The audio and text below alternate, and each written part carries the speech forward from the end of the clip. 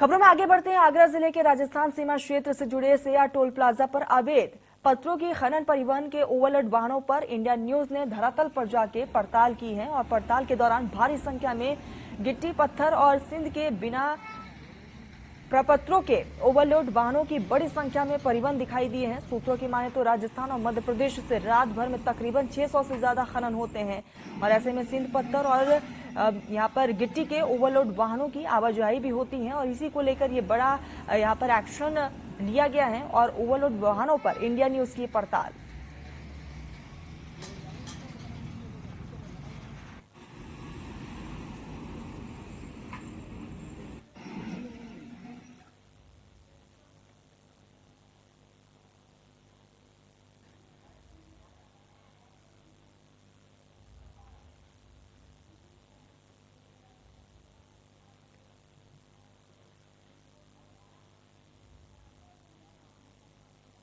राजस्थान की सीमाओं से घिरा पड़ा है।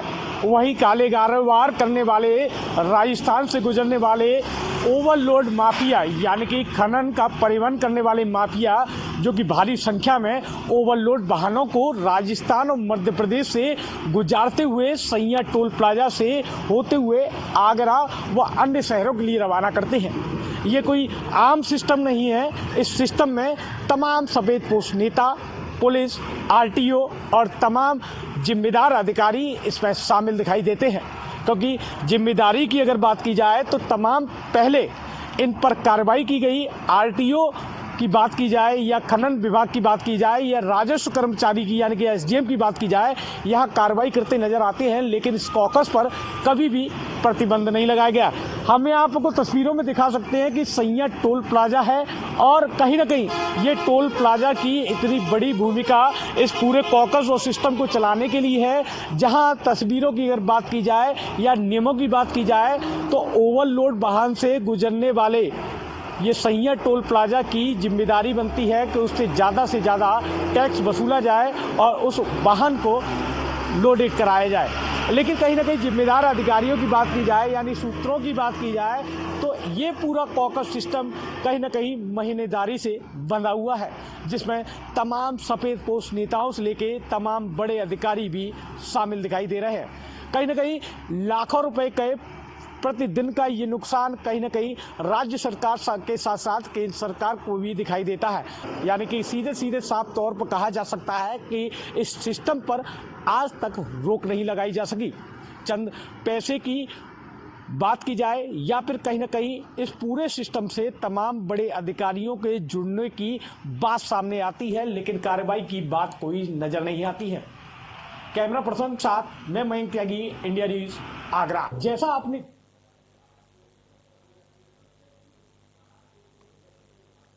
हाईवे पर बना हुआ है और कहीं ना कहीं खनन परिवहन से गुजरने वाले ओवरलोडेड वाहनों को किस तरीके से ये टोल प्लाजा भूमिका निभा रहा है, उसके लिए आपको बता दें कि एनएचआई की गाइडलाइन के अनुसार अगर कोई वाहन ओवरलोडेड होता है तो उसको परसेंटेज के तौर पर ये पेनल्टी लगाते हैं। उसके बाद उस ओवरलोड वाहन को लोडेड करके उसका जितना भी वजन है उसको कम कराया जाता है। उसका प्रोसीजर होता है कि उस गाड़ी को यानी कि उस ओवरलोड वाहन को यहाँ इस धर्म कांटे पर लाया जाता है। जिस तरीके से आप तस्वीरों में आप देख सकते हैं कि ये धर्म कांटा बनाया हुआ है, जहाँ पर टोल प्लाजा का कोई भी कर्मचारी यहाँ पे मौजूद नहीं है।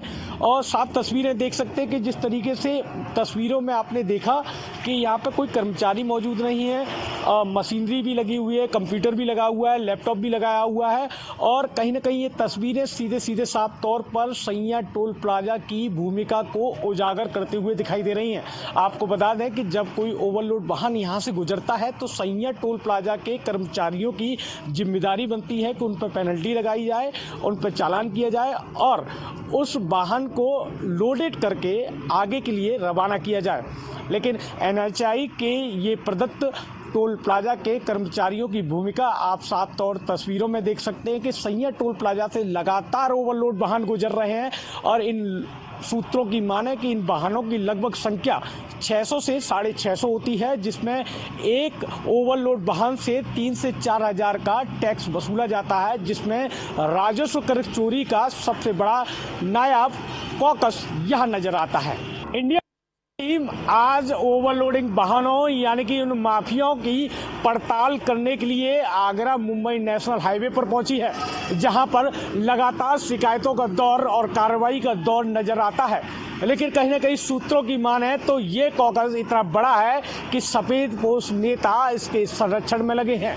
वही आरटीओ, राजस्व और खनन की पूरी जिम्मेदारी यहाँ लीपापोती में दिखाई दे रही है।